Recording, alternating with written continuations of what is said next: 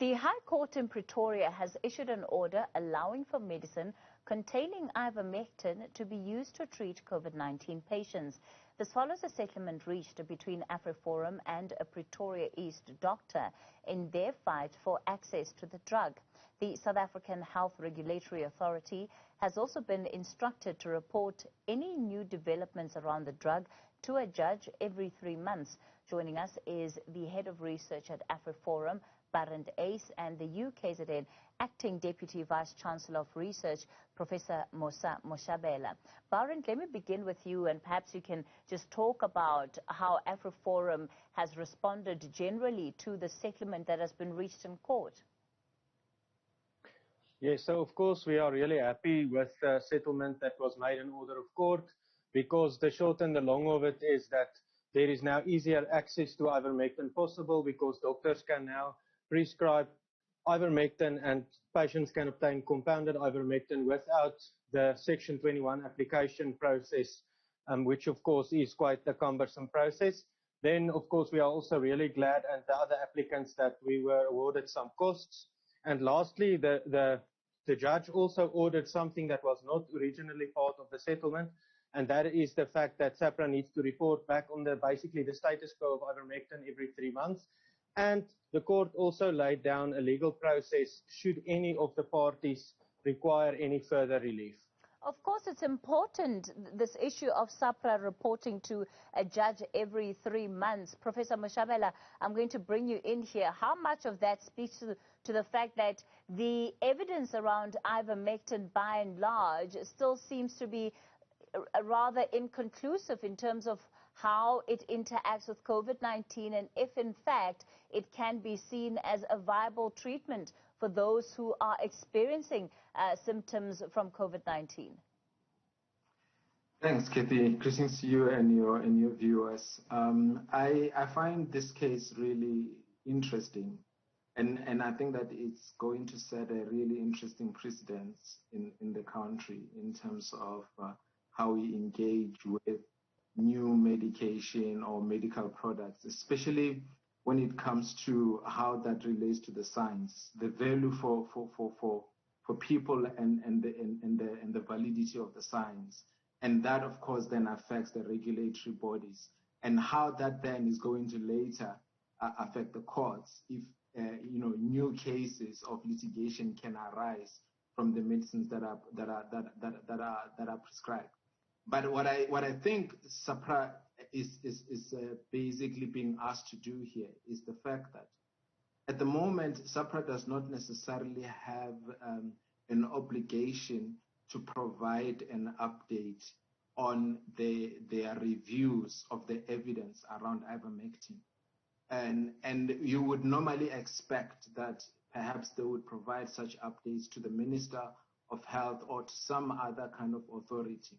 But we don't really have that structure as far as I know, because SAHPRA operates relatively independently. But because of the fact that this matter is of such interest to the citizens and to ordinary people in the country and the medical practitioners, then there is then an expectation that the courts are playing that parental role to say that let us know what is happening so that we know at what point you are ready to approve ivermectin for use, or if the evidence goes against it. As far as SAHPRA is concerned, at the moment, they are still maintaining their position. I'm waiting to see their updated statement on exactly what position they're going to take. But for now, I think they're still kind of,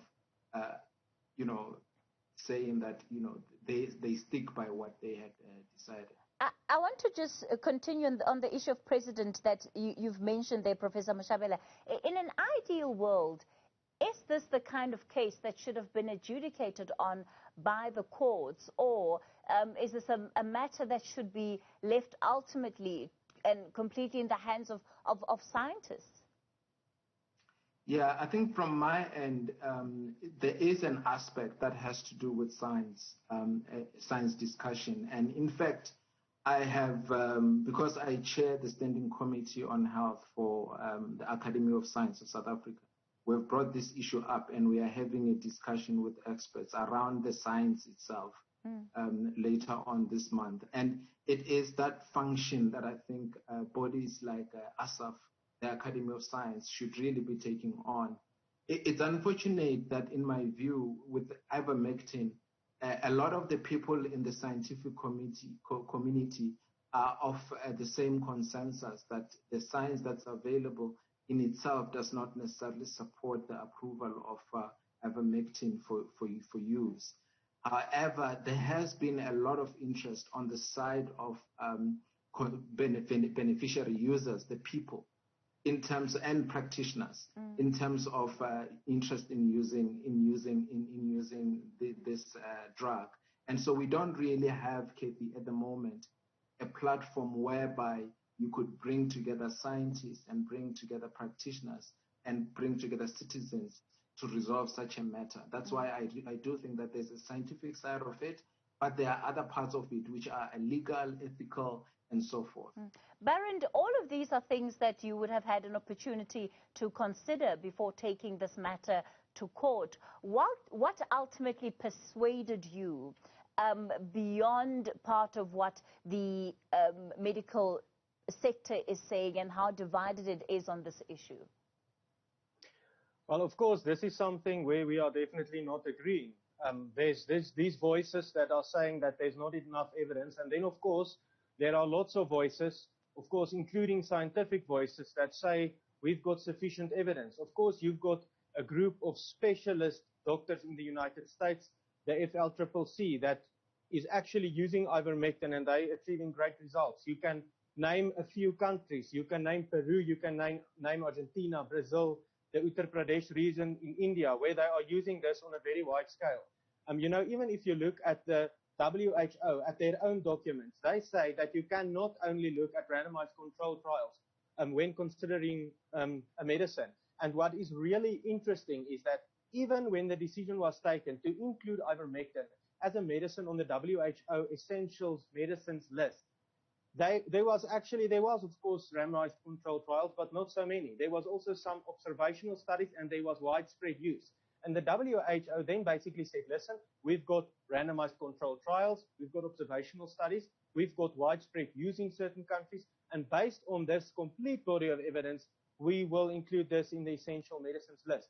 And in the case of ivermectin, we have the same thing. We've got many randomized controlled studies, we've got observational studies, and we've got widespread use. And if you look at the data, then it shows you that it's really making a difference.